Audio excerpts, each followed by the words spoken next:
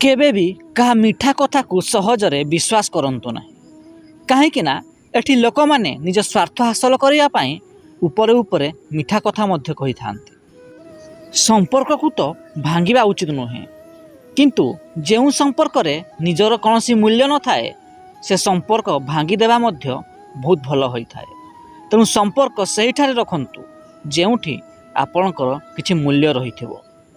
जीवन रे केबे भी काहाकू एते भी विश्वास करंतु नाही जहा फल कि दिने आपण को कांदिबा को पड़ी पारे।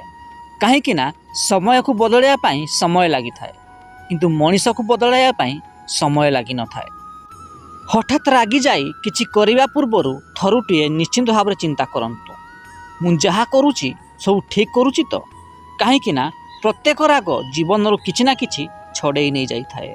तेणु जीवन रे सब बेले निज राग को निज नियंत्रण रखा चेष्टा करंतु।